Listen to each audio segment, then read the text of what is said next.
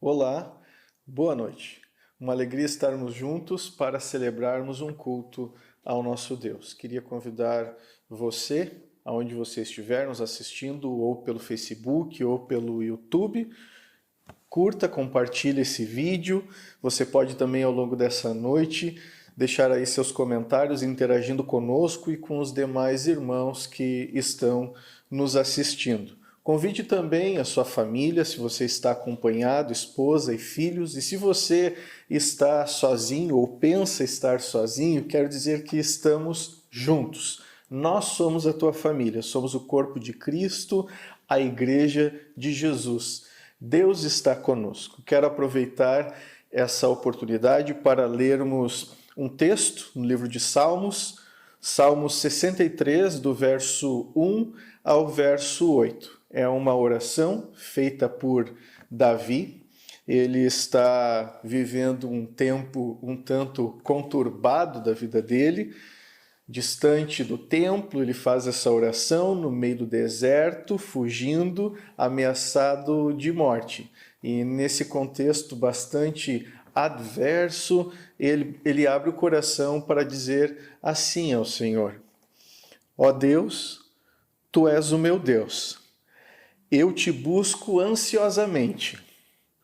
A minha alma tem sede de ti, meu corpo te almeja, como terra árida, exausta e sem água. Assim eu quero ver-te no santuário, para contemplar a tua força e a tua glória.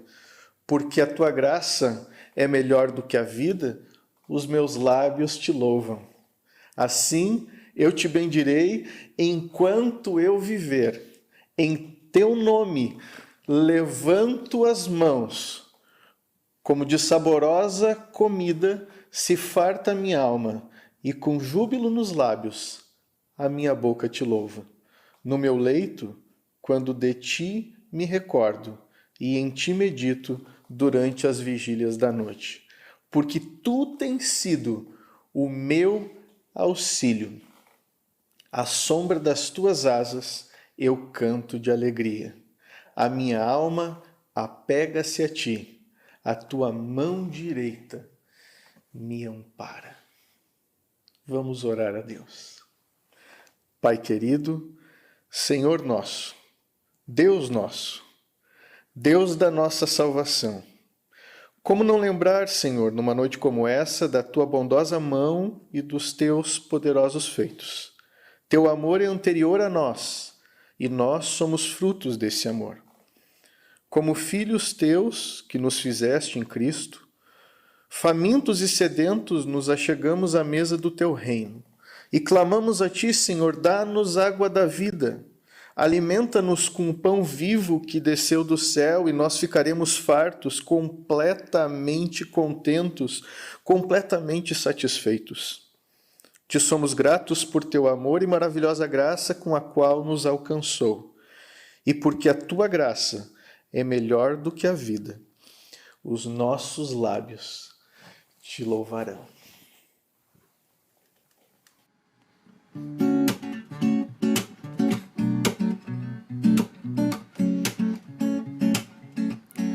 Deus está conosco e luta por nós. Ele já venceu, sim, Ele já venceu. Não me abalarei, não me moverei. Jesus está aqui. Levou nossos pecados, cobriu nossa aflição. Ele já venceu, sim, Ele já venceu. Não me abalarei, não me moverei. Jesus está aqui. Viverei, não morrerei. Em ti a vida encontrei. Vives em mim e livre sou em nome de Jesus.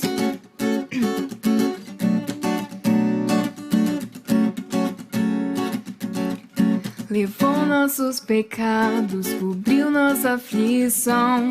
Ele já venceu, sim, ele já venceu.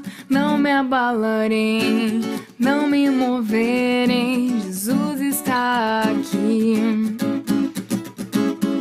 Viverei, não morrerei. Em ti a vida encontrei. Vives em mim e livre sou em nome de Jesus. Viverei, não morrerei. Proclamarei e te exaltarei. Em ti curado eu estou em nome de Jesus.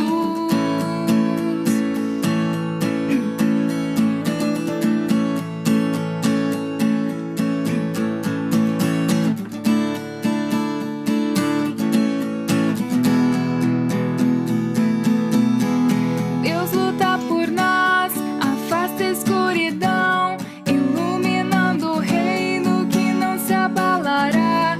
Em nome de Jesus, o inimigo cai. Por isso bradarei, bradarei. Deus luta por nós, afasta a escuridão, iluminando o reino que não se abalará. Em nome de Jesus, o inimigo cai. Por isso bradarei, bradarei. Viverei, não morrerei.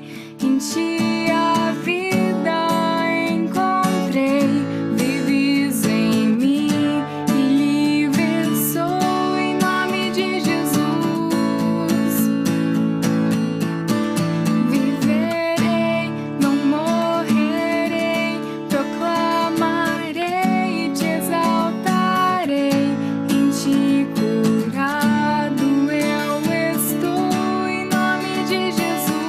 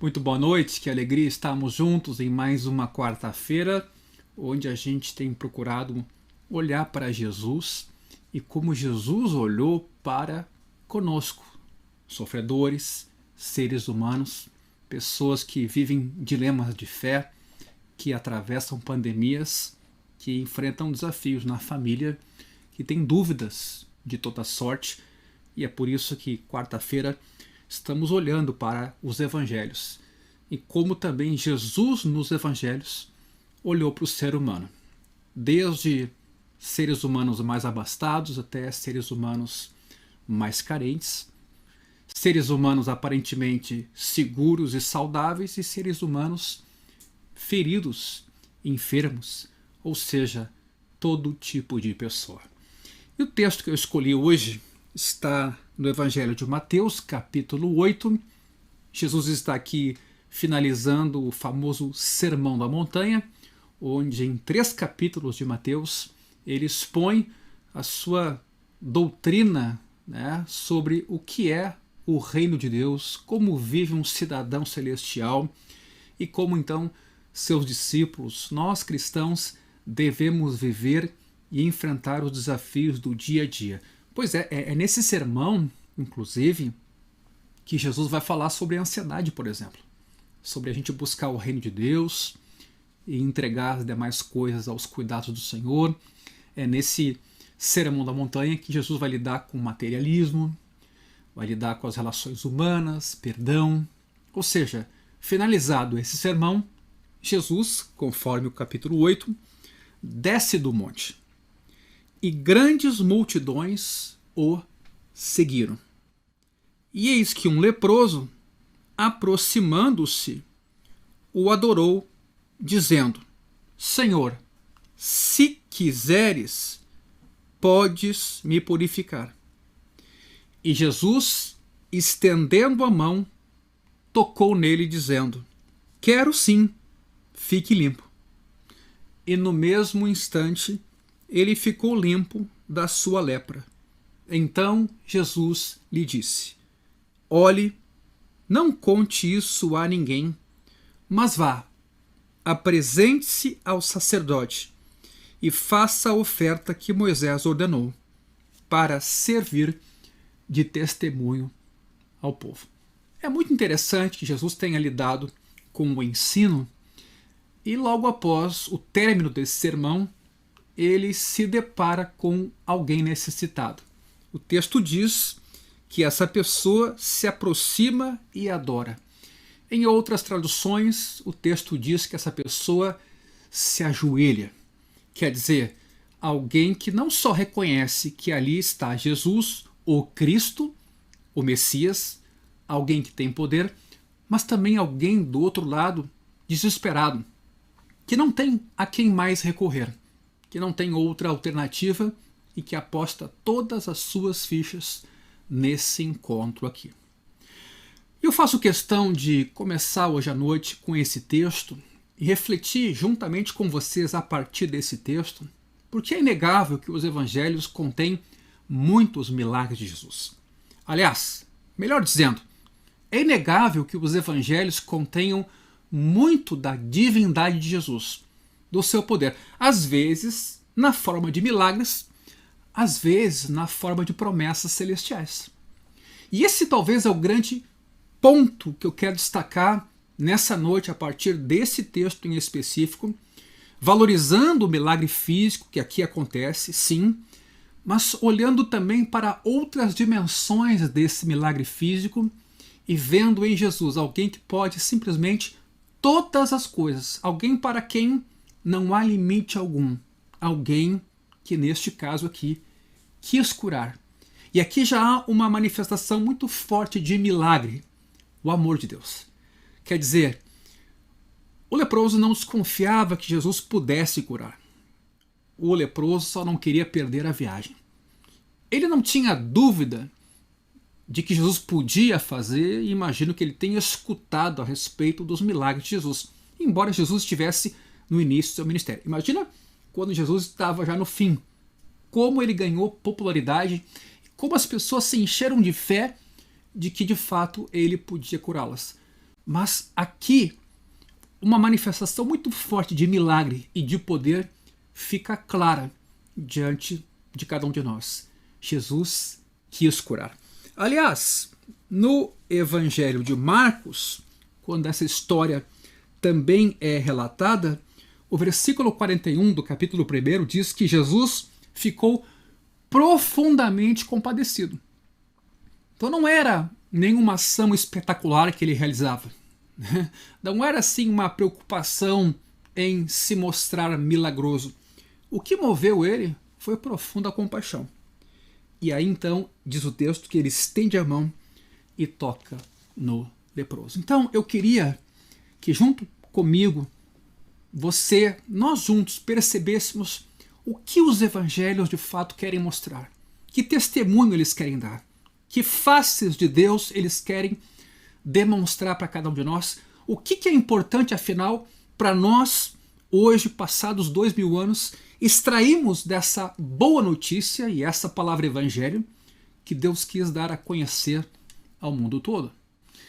E aqui eu me recordo do Evangelho de Lucas, quando Jesus nasce e os anjos vêm anunciar o nascimento do Salvador em Belém. E a expressão usada pelos anjos é de que havia uma boa notícia a ser dada aos pastores, que havia nascido em Belém o Salvador, que é Cristo o Senhor.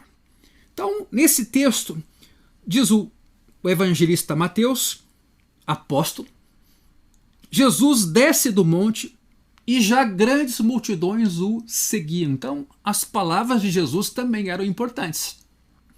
A fala dele, o discurso dele sobre o reino de Deus e a maneira como falava causava impacto nas pessoas. Aliás, o versículo 29 do capítulo 7, o versículo anterior a esse que lemos agora, diz que Jesus ensinava como quem tinha autoridade e não como os escribas. E as multidões então ficavam maravilhadas da sua doutrina. Mas não porque era uma doutrina como a gente entende hoje, sistematizada, organizada e teórica. Não, ele falava como quem vinha do céu. Ele falava como se o céu estivesse nele, e de fato estava, mas ele tornava isso claro por meio das palavras, da autoridade que tinha, da convicção que expressava, da vida que carregava, da encarnação de um reino espiritual que estava agora em Jesus. A palavra havia se feito carne. Tudo aquilo que era discurso, tudo aquilo que era palavra verbal proferida, mesmo nos atos criadores de Deus, agora se tornava matéria. E as pessoas podiam ver a glória de Deus em Jesus. E neste caso, então, as multidões se assombravam e por isso que seguem Jesus descendo do monte, se maravilhavam e diziam a respeito da sua doutrina que ele as ensinava como quem tinha autoridade. E aí, claro, essas multidões acompanhando Jesus nessa sua descida do monte percebem um encontro de Jesus com um leproso. E tanto isso é verdade que Mateus registrou esse fato.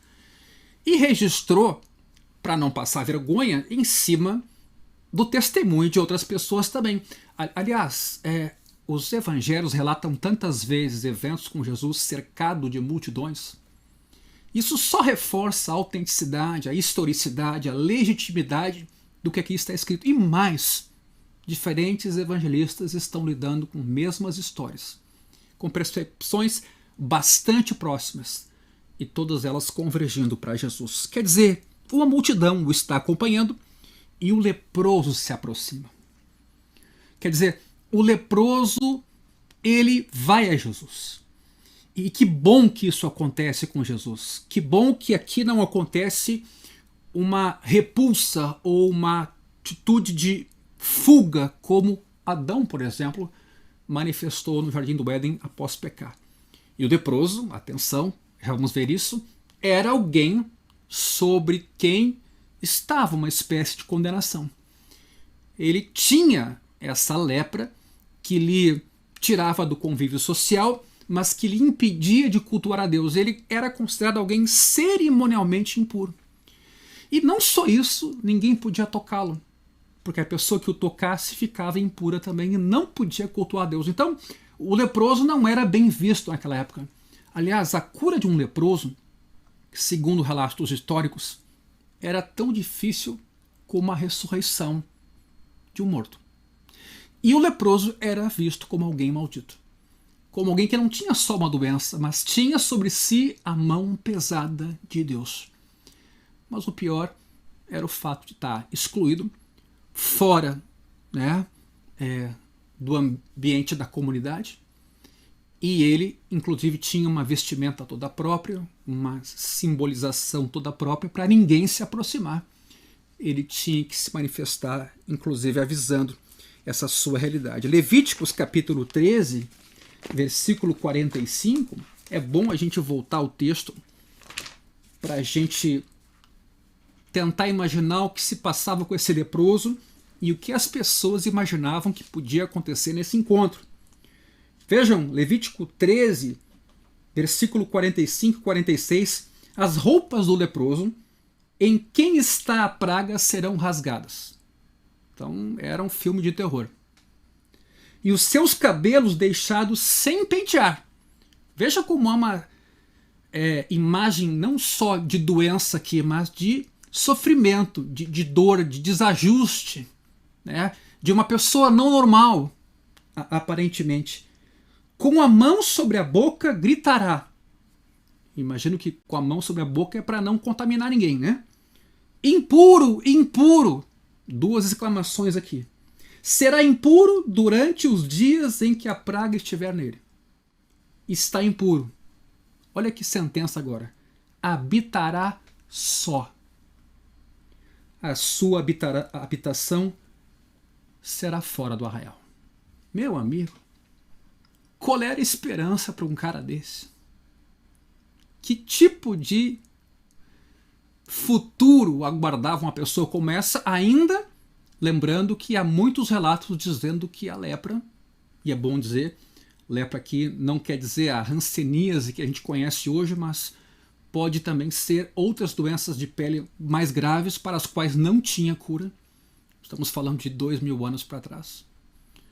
Ou seja, que situação delicada para essa pessoa aqui. Há um outro texto em Números capítulo 5, versículo 2, que também lida com esse tipo de desafio. Números capítulo 5. O Senhor disse a Moisés: ordene aos filhos de Israel que expulsem do arraial todo leproso, todo que tiver um fluxo e todo impuro, por ter tocado em algum morto. Tanto o homem como a mulher devem ser expulsos do arraial, para que não contaminem o arraial, no meio do qual eu habito. Está dando para perceber aqui que o negócio não é só físico. Deus estava presente no arraial, e aquela lepra tinha também um significado de pecado, demonstrando a fragilidade do ser humano. Claro que era uma coisa simbólica aqui, não era necessariamente que alguém tinha pecado e por isso contraiu a lepra, mas o sentido que aqui já vai ficando claro é de uma espécie de desajuste entre o Deus Santo e o ser humano pecador e impuro fisicamente. Né? O texto diz: os filhos de Israel fizeram assim e os expulsaram do arraial. Como o Senhor havia falado a Moisés, assim fizeram os filhos de Israel. Então, para a gente ter uma ideia de contexto,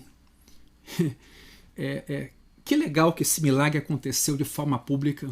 Multidões acompanhavam Jesus no término do seu ensino, maravilhadas com a sua doutrina e com a sua autoridade, e ele agora se encontra com alguém bem aquém do padrão do Sermão da Montanha.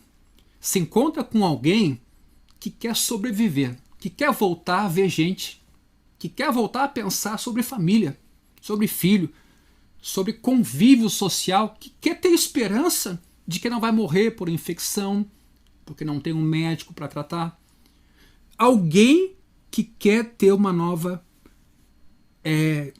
esperança quanto ao seu futuro. Pois bem, de novo, ele tinha escutado dos milagres de Jesus, certamente, porque a sua frase para com Jesus depois de se prostrar é: Senhor, se quiser, pode me purificar. E Jesus, nesse caso,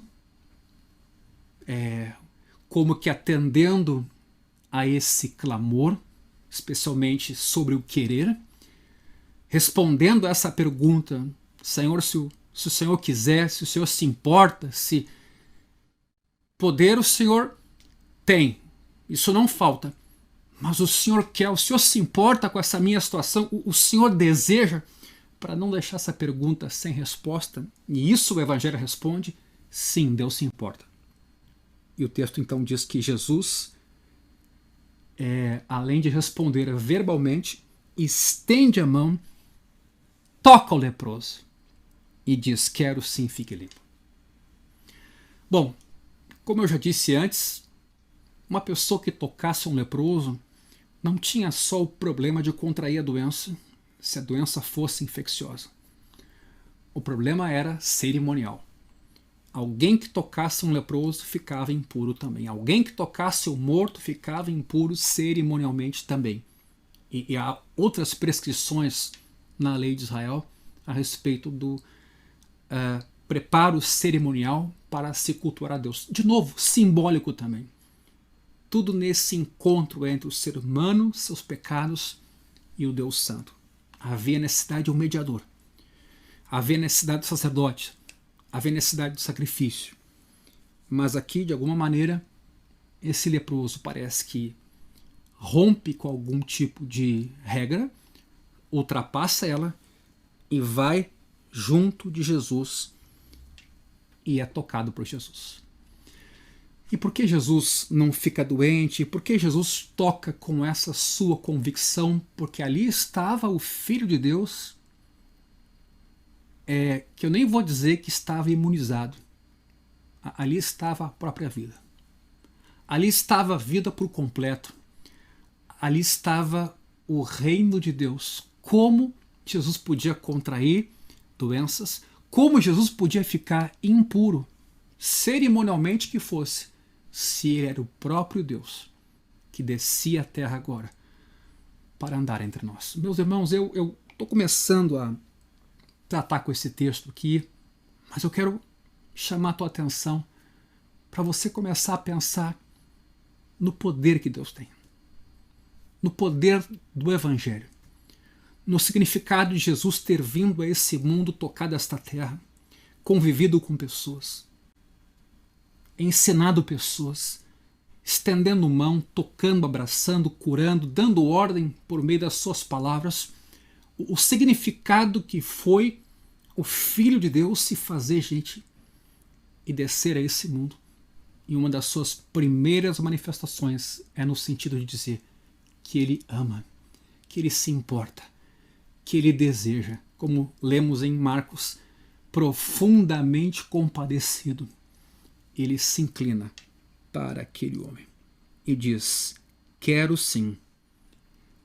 E como essa etapa foi superada a respeito do desejo, ficou evidente para o leproso que Jesus então desejava, não era indiferente.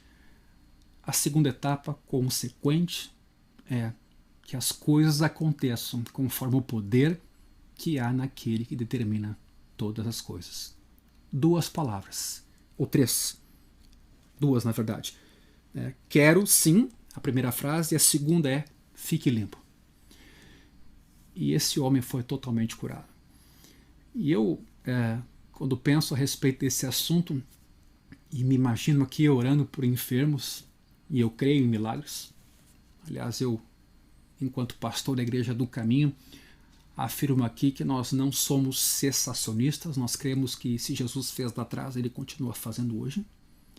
Eu fico imaginando no lugar aqui de Jesus, no nome dele, orando por alguém, a quem eu ia recorrer, ou ao que eu ia recorrer, ou quão longa ia ser minha oração, ou que desespero eu ia me manifestar, tendo naquele momento, até pelo desejo de que aquela pessoa fosse curada. Pois para quem tem a vida, quem tem toda a autoridade, bastaram 2 palavras: fique limpo. E o texto diz que no mesmo instante ele ficou limpo da sua lepra.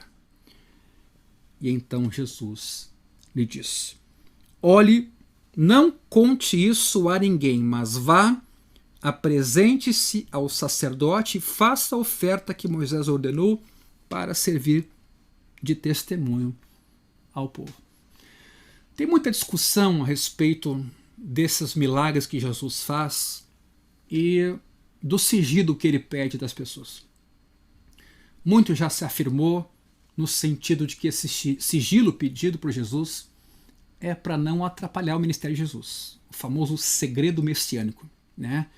Que é mais ou menos assim: se sabem logo cedo que Jesus faz esse tipo de milagre, vão querer aclamá-lo rei, vão transformá-lo num Messias na forma de uma coroa, que vai, né, dar tudo aquilo que aquele povo queria: autonomia de Roma, bem-estar material, militar, paz, no sentido de se proteger nas suas fronteiras. Então, muita gente sustenta que Jesus, quando fazia um milagre e pedia sigilo, ia nessa direção, de que o seu ministério não fosse logo no começo atrapalhado por pessoas que então, vendo os milagres dele, corressem para ele para aclamá-lo rei. Aliás, isso aconteceu no Evangelho de João, né, quando viram o poder de Jesus. Mas há uma outra ideia que também se tem a respeito desse pedido de sigilo. É no sentido de que Jesus não queria ser conhecido somente pelos milagres que fazia, mas queria ser conhecido a partir dos milagres que fazia na sua verdadeira pessoa, na sua verdadeira identidade, na sua divindade, como aquele que inaugurava o reino de Deus. E vejam que o versículo 4 diz que ele então ordena que o leproso, agora curado, vá se apresentar ao sacerdote, como Moisés havia ensinado, até para o sacerdote, fiscalizando aquela cura, poder reintegrar o leproso, o antigo leproso, ao convívio social. Mas vejam, o texto diz, para servir testemunho ao povo. Então sim, o milagre aqui tem essa dimensão de testemunho.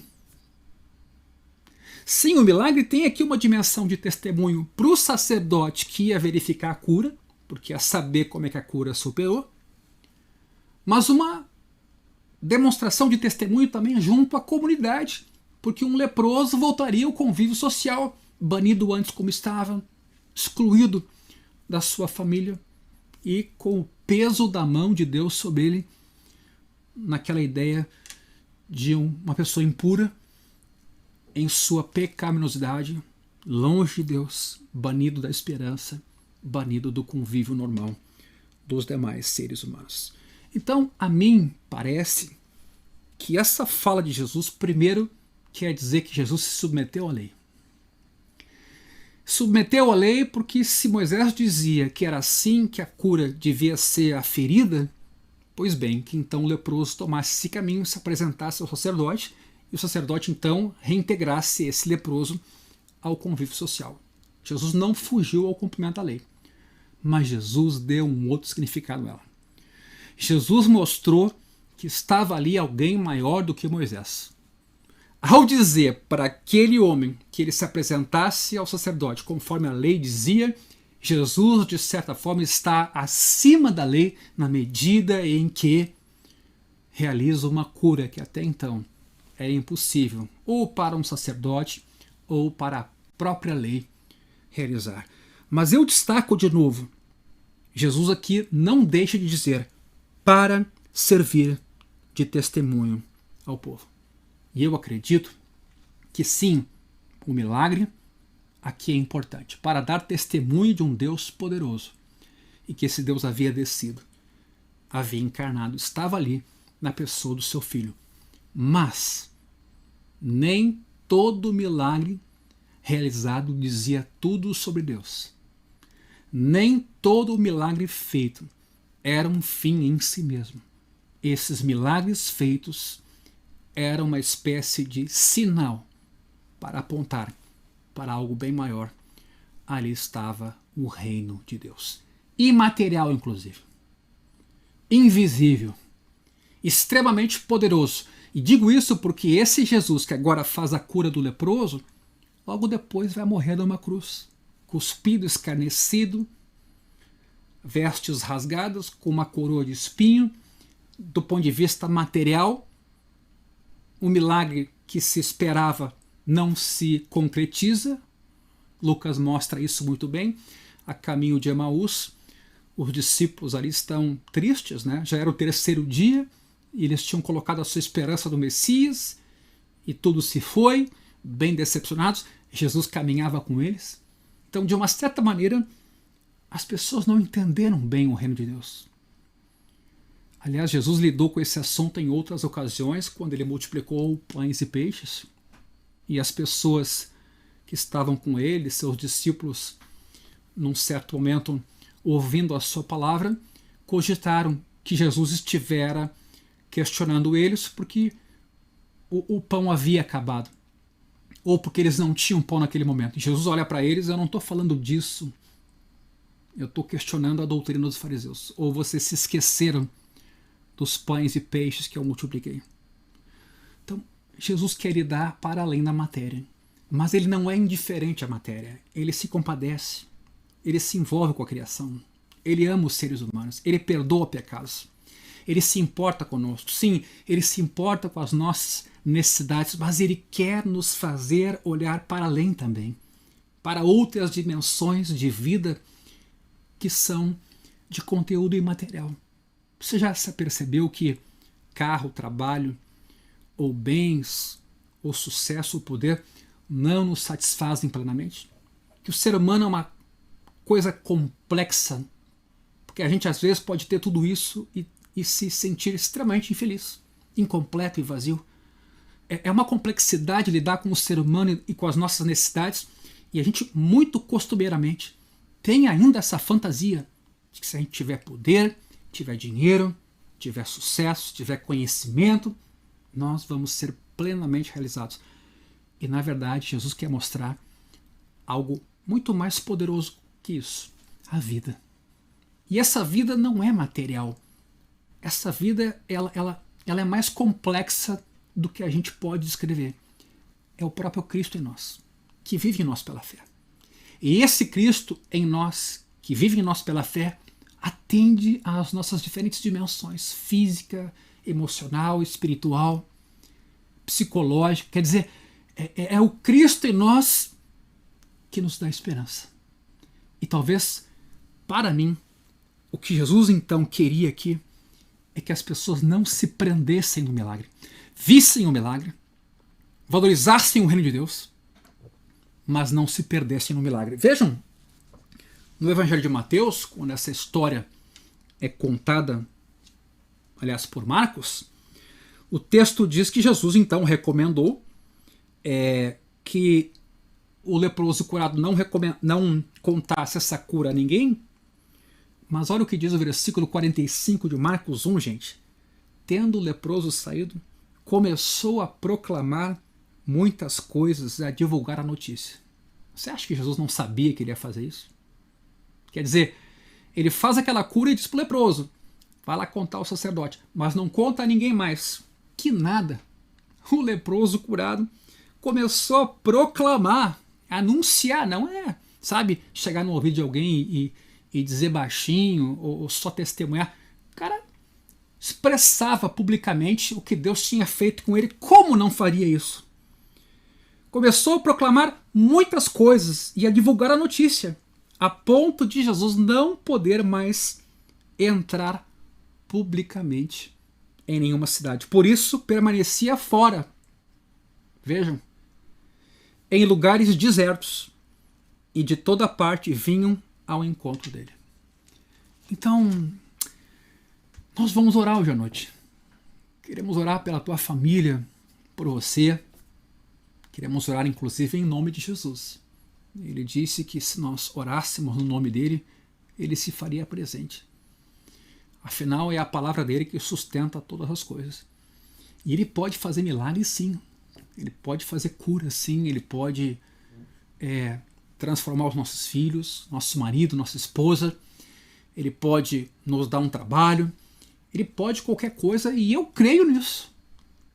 Mas aqui Jesus, de uma maneira muito sábia, e que pena talvez que a gente não estivesse lá num momento como esse, e como essa cura repercutiu nos discípulos e nas multidões. Jesus, como primeiro milagre, manifesta a sua compaixão, seu importar-se com os outros, seu sentimento de empatia, de dor, de certa forma, em ver as pessoas daquele jeito, pessoas que Deus havia criado à sua imagem e semelhança, e agora essas pessoas tinham também defeitos físicos. Essas pessoas, como resultado do pecado, tinham também doenças que desfiguravam seu rosto, que lhes impediam de ter família, que acabavam com a sua mínima autoestima e que não lhes davam nenhum tipo de esperança. O cara tinha que ficar fora, gritando leproso, impuro, e tinha que ficar sozinho.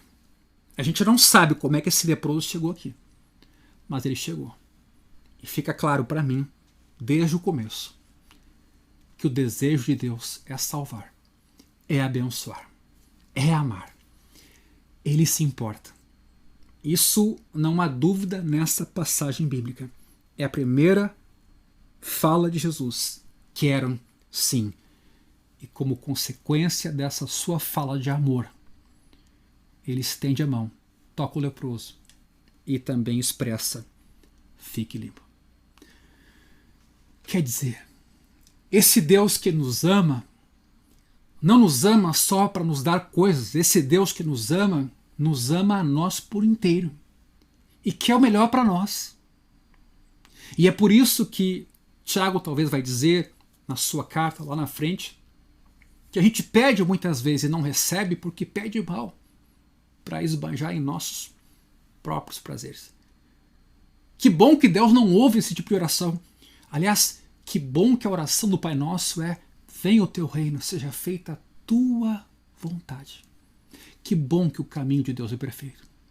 Então, eu acredito que Jesus tenha pedido sigilo aqui para que, sinceramente, as pessoas, com todas as suas dores, necessidades físicas e necessidades materiais, não simplesmente corressem para Jesus de uma forma completamente enlouquecida, embora isso tenha acontecido, mas que elas conseguissem ver outras dimensões do seu poder, conseguissem ouvir a sua palavra, conseguissem guardar seu testemunho, conseguissem ouvir as suas promessas de que esse mundo não é a última palavra, conseguissem enxergar em Jesus, que depois iria para a cruz, alguém que os amou, e os amou até o fim, e que prometeu dar a cada um deles morada celestial, para todos aqueles que nele crescem.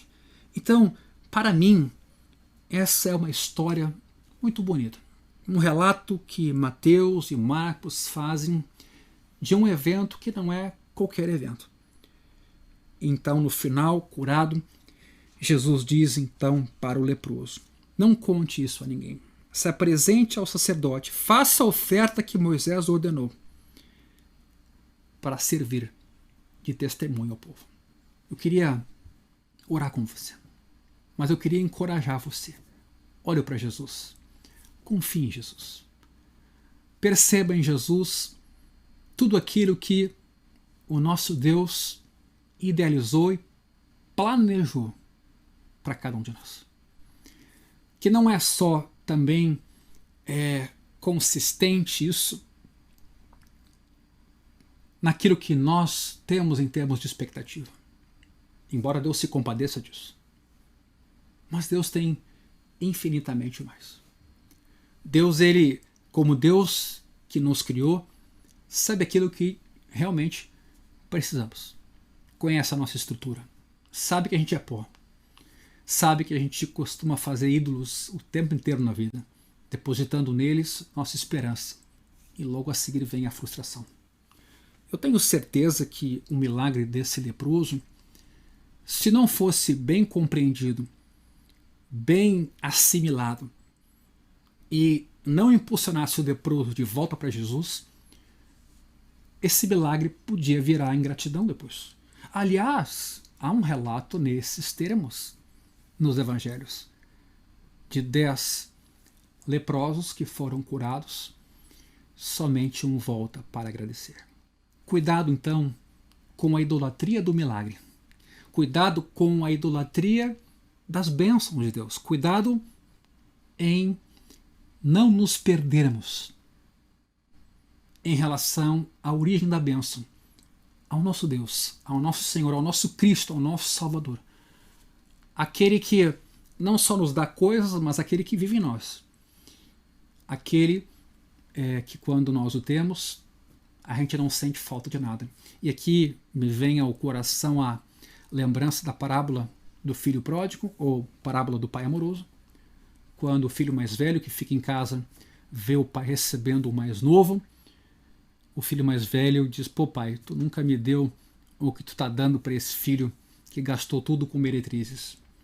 E o pai vem e diz assim para ele: tudo que é meu é teu. Tudo que é meu é teu. Meus irmãos, É por isso que o Evangelho é o poder de Deus para a salvação de todo aquele que crê.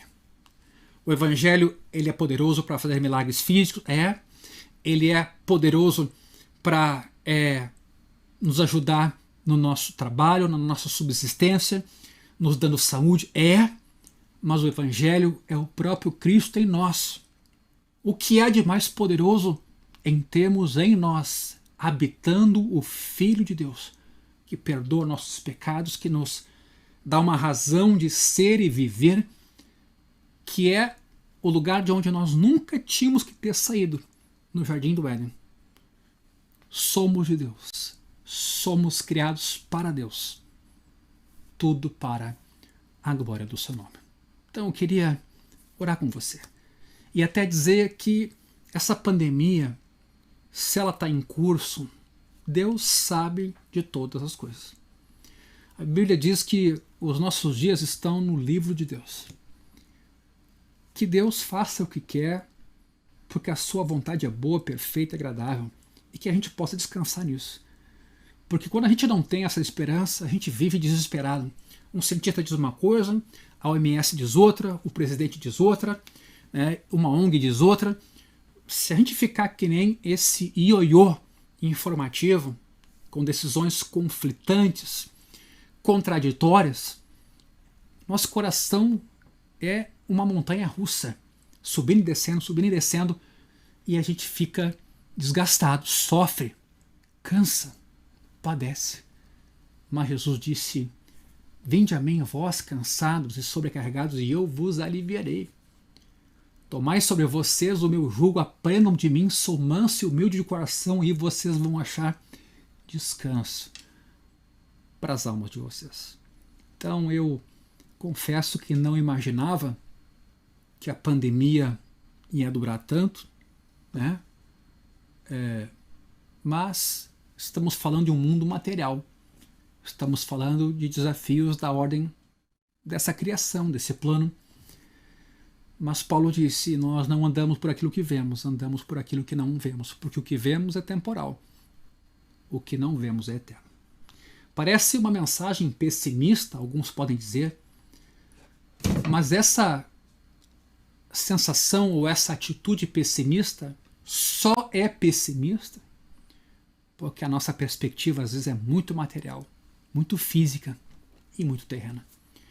E se a gente está disposto a ter o nosso coração ligado a esse plano terreno, se prepara, meu irmão. É montanha russa o tempo inteiro. É subidas e descidas com muita emoção. Às vezes até além da nossa conta, para a gente sofrer. Mas o Evangelho é o poder de Deus para a salvação de todo aquele que crê. Põe a sua vida nas mãos de Jesus. Creia no Filho de Deus. Porque se você estiver na tempestade, se você for leproso, se você enfrentar qualquer desafio, como é bom ter o Cristo no nosso barco, na nossa vida. E eu reforço nessa passagem aqui todo esse aspecto simbólico da lepra, enquanto defeito humano, enquanto pecaminosidade e imperfeição humana, enquanto demonstrativo da diferença de natureza e consistência entre nós seres humanos e o Deus Criador. Mas esse Deus se aproxima, se inclina. Esse Deus nos toca. Ele é grande e poderoso, mas ele também se faz gente. Ele vive as nossas dores. Aliás, ele morre na cruz com as nossas dores, para que eu e você tenhamos esperança. Não troque Jesus pelos milagres que ele faz. Aliás, idolatria é isso, meu irmão. É quando a gente dá coisas que são boas, até dons que Deus nos compartilha, o caráter de primordiais. Quer dizer, Deus dá boas dádivas aos seus filhos. Mas quando eu faço dessas boas dádivas um novo Deus, isso é idolatria. E eu perco de vista o Deus grande e poderoso por detrás de todas essas coisas. Por isso que Deus não se permitiu fazer imagem de si mesmo. Porque ele não se permite reduzir a matéria. não se permite reduzir a uma faceta ou outra, como os teólogos sistemáticos gostam de fazer. Deus é Deus, está fora do tempo, é criador, a gente é criatura. Não troque esse Deus criador por nada que o próprio Deus faça, porque o pecado que a gente pratica é esse mesmo. A gente não se contamina com as coisas que o diabo faz, a gente se perde com as coisas que o próprio Deus nos dá, transformando elas em outros deuses e esquecendo de onde elas vêm e para onde elas convergem. Toda a criação existe para a glória de Deus. E com essa fé, com essa esperança, com essa convicção, o que nos pode fazer o mal? A quem temeremos? Nenhuma condenação mais há para aqueles que estão em Cristo Jesus. Nem morte, nem vida, nem anjos, principado, nem altura, nem profundidade. Meu irmão, nada nos pode separar do amor de Deus que está em Cristo, e foi isso que o leproso experimentou. Senhor, poder eu sei que o Senhor tem, mas o Senhor quer? Quero. Deus ama, Deus se importa, Deus comunica-se, Deus responde, Deus é real, Deus vive em nós. Não troque isso por nada daquilo que Deus faz. Entenda o que Deus faz como consequência e extensão do que Deus faz, mas nunca roube ou esqueça o lugar de Deus, a glória de Deus, e confie tua vida, tua casa, tua família a ninguém mais, nem a igreja, nem a pastor, nem a qualquer outra estrutura. Assegura, aposentadoria, confie em Deus. Os médicos são importantes, são, mas olhe para Deus, confie em Deus, coloque a sua fé em Deus, pois Ele é o teu Criador e Ele é o teu Salvador. Vamos orar. Pai, muito obrigado. Obrigado por Jesus, teu Filho, nosso Senhor e Salvador. Obrigado pelo poder que há na pessoa de Cristo, o próprio Deus que habitou entre nós, cheio de graça e de verdade, e que hoje vive em nós pela fé, por meio do Espírito Santo de Deus. Pai, abençoa os meus irmãos. Abençoa os lares, as famílias, as casas, jovens, crianças, adolescentes, em meio a esse desespero para a subsistência, para nos livrarmos da morte, em meio a esse desespero quanto ao futuro. Senhor, entra na nossa casa, cuida da nossa vida, acima de tudo, toma o nosso coração e a nossa fé e nos faz descansar, Senhor. Nos faz compreender quão grande é esse teu amor e o teu poder, nos trazendo para ti mesmo, perdoando todos os nossos pecados e nos restituindo ao convívio de nossas famílias, porque tendo paz contigo, temos paz também uns com os outros. Tendo paz contigo, nós temos esperança de paz com os outros. Por isso, Senhor, abençoa o irmão, abençoa a minha irmã, abençoa cada um que nos assiste agora nesse momento, que o teu poder tome o coração de cada um, derrubando toda a idolatria, todos os ídolos que às vezes te desfiguram, te diminuem, te reduzem na tua grandeza e no teu poder. Sim, Senhor, toma nessa noite cada vida. Ao mesmo tempo, faz os teus milagres. Como tu és compadecido, estende a tua mão para fazer milagres nessa casa, nessa família, nesse lar, e abençoa pelo poder do Espírito Santo a cada um nessa noite, nos enchendo de paz, de esperança e de amor. Nós te agradecemos por tudo, Senhor. Te damos a honra, a glória e o louvor. Amém.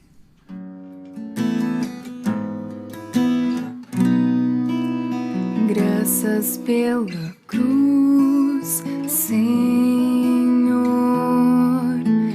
Graças pelo preço que pagou. Meu pecado suportou e em amor sua graça demonstrou. Graças pelo seu amor, pelas feridas em suas mãos, com seu sangue me lavou, me abraçou. Agora sinto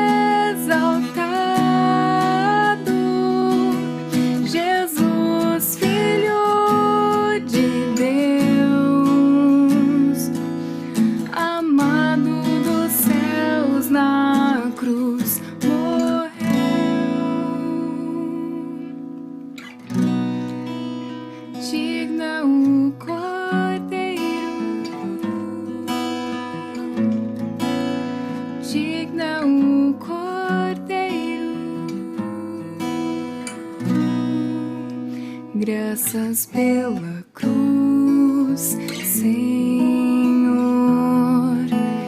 Graças pelo preço que pagou. Meu pecado suportou e em amor sua graça demonstrou.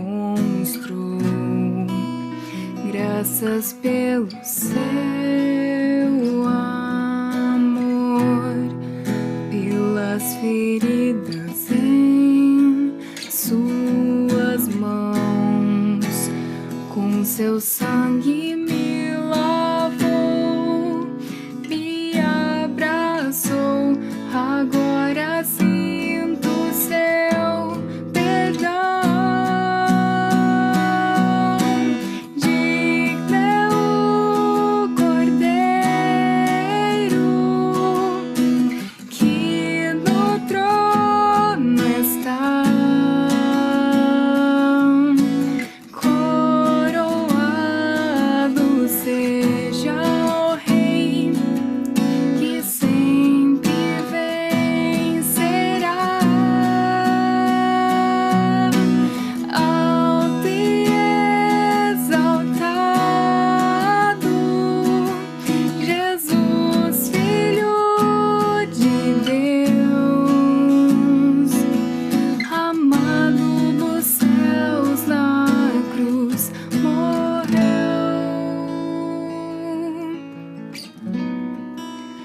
Digno é o Cordeiro